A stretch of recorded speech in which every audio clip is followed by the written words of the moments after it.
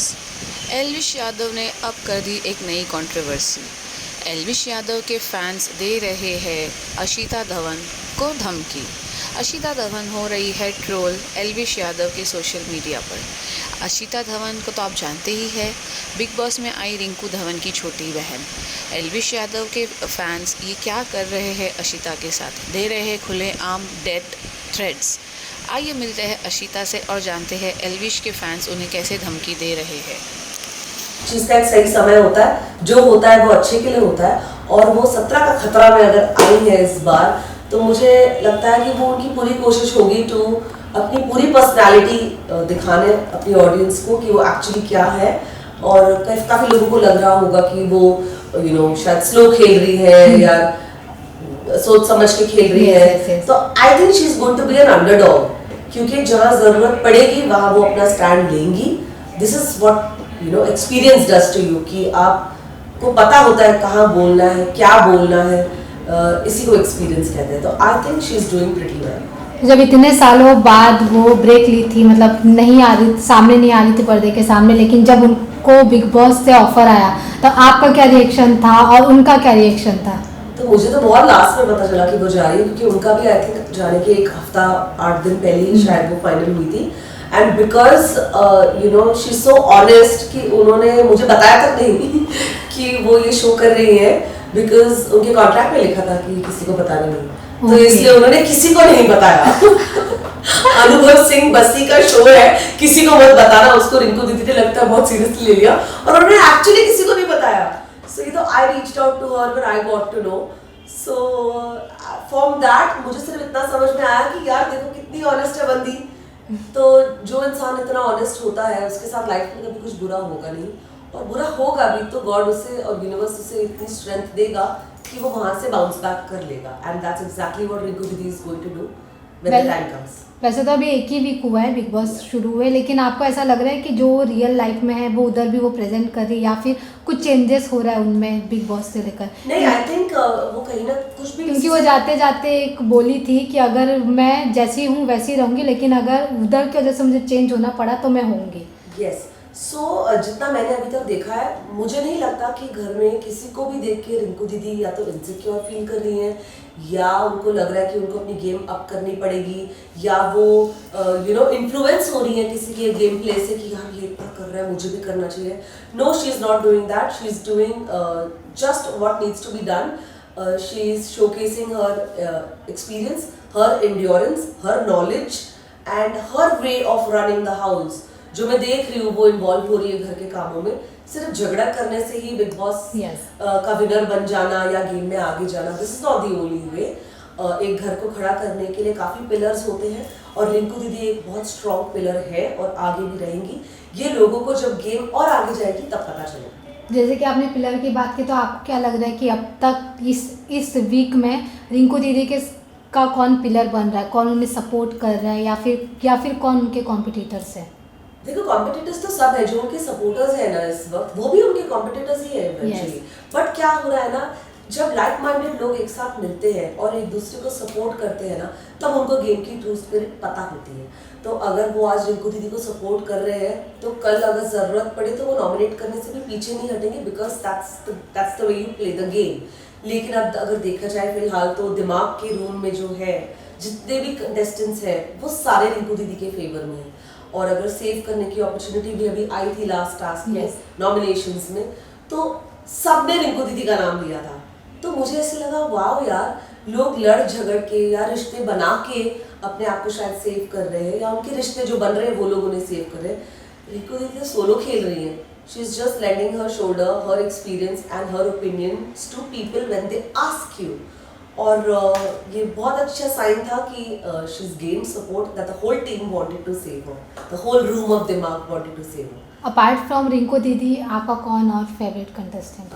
मुझे of course Vicky Ankita बहुत पसंद है, बिकॉज वो बहुत इन्वॉल्व है गेम के अंदर और पूरी तरह घुस गए हैं, और उनकी सारे जो फ्लेवर्स हैं, एज अ कपल बोलो, एज इंडिविजुअली बोलो, वो सारे दिख रहे हैं और बहुत एंटरटेनिंग लग रहा है उनको देख के। मुनव्वर आई रियली लाइक, क्योंकि बहुत अमेजिंग पर्सनालिटी है मुनव्वर। एक तो शब्दों का जो उनका खेल है, मैं वहीं से उनके साथ कनेक्ट करती हूँ, क्योंकि मुझे लगता है कहीं ना कहीं मैं भी ये जो काफिया वो करते हैं, इसका शौक मुझे भी बहुत है।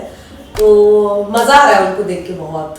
थोड़ा बीच में मुझे लग रहा था कि वो बहुत इमोशनल जोन में जा रहे हैं, but I can see that no, he is overcoming जो भी उनका मेंटल स्टेटस होगा, और वो अब गेम में पूरी तरह आ रहे हैं। तो मज़ा आ रहा है। जैसे कि बिग बॉस OTT 2 देखा गया था, काफ़ी एंटरटेनिंग था, उसमें हर चीज़ हुआ था।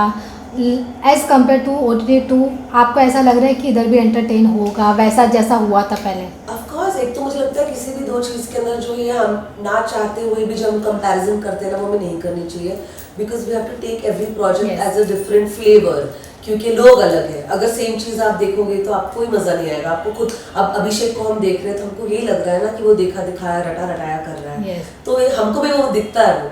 So it's a nice thing that 17 अलग टाइप के लोग आए हैं घर के अंदर और अपना अपना फ्लेवर दे रहे हैं, तो मज़ा आ रहा है। और मुझे लगता है फर्स्ट वीक में ही काफ़ी ड्रामा, काफ़ी मुद्दे और काफ़ी सारी चीज़ें ऐसी आ गई थी जो शायद कहीं ना कहीं वीकेंड के वार पे भी एड्रेस नहीं की जा सकी, क्योंकि इतना कंटेंट था। तो मुझे लगता है पहली बार ऐसे हुआ कि फर्स्ट वीक के अंदर हमको इतना कंटेंट मिल गया।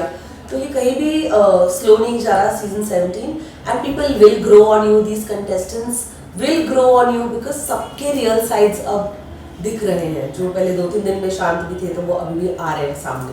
अभिषेक का परफॉर्मेंस आपको कैसा लग रहा है? क्योंकि OTT 2 के तो रनर अप थे, नहीं जीत पाए, लेकिन अब वो फिर से OTT 17 में है, तो आपको कैसा लग रहा है?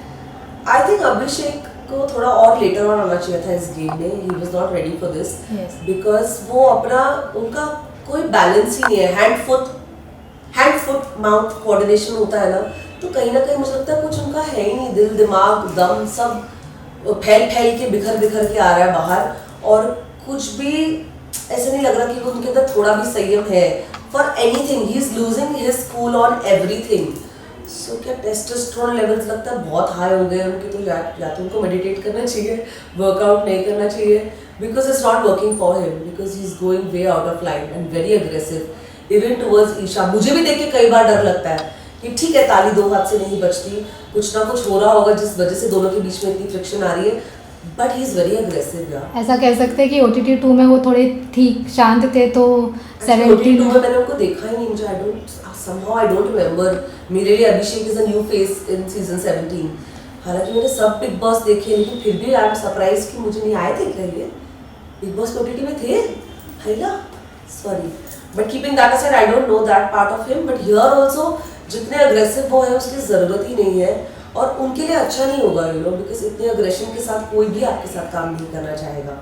जैसे कि OTT 2 में वो बना था, एक इतिहास रचा गया था कि एल्विश यादव जीते थे वाइल्ड कार्ड एंट्री के बाद, और वो आप पिछली बार आपने उनके ऊपर बोला भी था, उसके बाद आपको थ्रेड्स आने लगे, ट्रोल करने लगे आपको लोग, उसके बारे में क्या कहना चाहिए? बहुत डिस्टर्बिंग था ये, क्योंकि मैं 18 ईयर्स से इस इंडस्ट्री में काम कर रही हूँ, और मैंने कभी भी अपनी ओपिनियन बिना मांगे नहीं दी। मैंने कभी भी ऐसे लाइव स्ट्रीम करके या किसी के ऊपर कुछ भी, किसी के पॉइंट ऑफ व्यू को कॉल आउट करके मैंने कभी भी किसी भी सिचुएशन में से अपने आप को नहीं डाला है। यहाँ मुझसे सवाल किया गया था और मुझे जो लगा वो मैंने बोला, लेकिन उसके बाद जो एल्विश आर्मी के जो लोग हैं, पता नहीं कौन है ये लोग, और पता नहीं क्या समझते हैं अपने आप को कि ये किसी को भी धमका सकते हैं, किसी को भी डरा सकते हैं। It was very disturbing. मुझे रात भर नींद नहीं आई थी, मैं डर गई थी। मेरे मम्मी पापा मेरे इंस्टाग्राम पे जो कमेंट्स आते हैं उन कमेंट्स को देख के डर गए थे कि अशिता ये क्या हो गया है, क्योंकि लोगों ने मुझे सिर्फ प्यार ही दिया है आज तक। इतना वार, वो भी गालियों का, गंदी गंदी गालियाँ। मेरी पूरी कोशिश रही कि मैं एक एक को इंडिविजुअली जाके ब्लॉक करूँ, रिपोर्ट करूँ इंस्टाग्राम पे, जो मैंने किया भी, लेकिन ये ख़त्म ही नहीं हो रहा यार। This is a war that I think needs to be fought in the right spirit. You cannot call out and abuse people just because वो अपना opinion दे रहे हैं when asked. आप नहीं धमकी दे सकते हो, ये गलत है।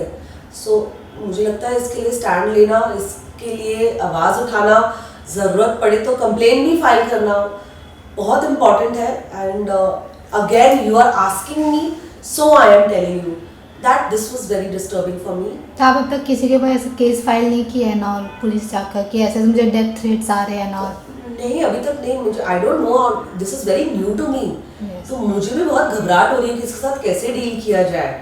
तो I just want to request this entire so called army that guys please chillax, calm down. हम डेमोक्रेटिक इंडिया में रहते हैं, फ्रीडम ऑफ स्पीच हमें 1947 में मिल गई थी, तो ये फ्रीडम आप हमसे नहीं छीन सकते। We will speak if we are asked. I am an actor, आपकी नज़र में मैं कुछ नहीं होंगी, आपकी नज़र में एल्विश यादव की कार का नंबर मुझसे ज़्यादा पॉपुलर होगा, लेकिन मैंने अपनी जितनी पॉपुलैरिटी हासिल की है, जितना भी फेम हासिल किया है, वो अपनी मेहनत से किया है, अपने काम से किया है, बिकॉज यही एक एक्टर का काम है, अपना हुनर दर्शाना, ये धमकियाँ और ये गुंडागर्दी नहीं। तो प्लीज़ आप एल्विश यादव की आर्मी हो तो मैं भी दबंग धवन, बैक ऑफ। ऐसा कहा जा रहा है कि लोग, ऐसा वीडियो वायरल हो रहा है कि आप उनको सॉरी भी बोल दिए। लोग पता नहीं कौन सा वीडियो है ये, कौन वायरल कर रहा है, मैंने आज तक सॉरी नहीं बोला उनको। मैंने कोई स्टोरी देखी थी जिसमें उन्होंने कहा था अरे अरे वो सॉरी बोल रही है, मैंने उसको सिर्फ ब्लाइंड आई दिया क्योंकि मुझे लगता है ये बच्चे होंगे, शायद उनको शायद नहीं पता होगा ये क्या कर रहे हैं। You know they are just following one, you know एक भागता है उसके पीछे 50 भागते हैं, ये शायद वो है। I wanted to give it a blind eye, but again since you have brought it up, I have not asked for any apology. मैं सिर्फ हाथ जोड़ के ये रिक्वेस्ट कर रही हूँ कि जो गंदी भाषा का इस्तेमाल आप लोग करते हैं प्लीज़ मत करिए। हम फैमिली वाले लोग हैं, हमारे बच्चे हैं, दोस्त हैं, सर्कल है, इंडस्ट्री में नाम है, प्लीज़ ये गालियाँ मत दीजिए प्लीज़। मेरे से मेरा ओपिनियन मांगा था, मैंने वो ही दिया, वो भी बहुत प्यार से। So please don't abuse. अगर बात करें पर्सनली, नॉट बिग बॉस, मतलब पर्सनली एल्विश के बारे में आप क्या सोचती हैं? पर्सनली एल्विश आई थिंक मैंने जितना उनको देखा है बिग बॉस में ही देखा है, मुझे अच्छे लगे थे वो। He was funny, he had his side where, बहुत एक आम आदमी का, एक बहुत ऑनेस्ट इंसान जो होता है, मैंने वो भी देखा उनके अंदर। बस ये डेटाबेस ने ना ओवर पावर कर दिया है एल्विश को, तो मुझे लगता है एल्विश, ये तो वही बात होगी भाई, चाय से ज़्यादा केटली गर्म है। तो please just figure your shit out and tell your people कि आपकी अच्छाई एक्चुअली खत्म हो रही है Yes. आपकी आर्मी की वजह से। सो कर लो इसको कंट्रोल, वरना आर्मी के पास गन होगी लेकिन बंदूक के अंदर गोली नहीं होगी चलाने के लिए, फिर क्या करोगे? Tight tight fish fish fish.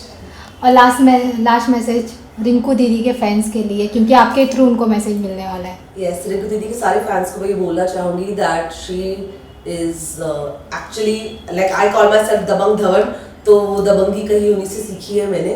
So be rest assured entertainment का पूरा डोज मिलेगा, सारा ड्रामा, सारे एलिमेंट्स और सारे फ्लेवर्स आपको चखाए जाएंगे, क्योंकि जो धवन परिवार है वो पंजाबी है और साडी रिंकू को भी पीछे नहीं हटने वाली, तो ये पंजाबी तड़का आपको जरूर दिखेगा। Just wait and watch.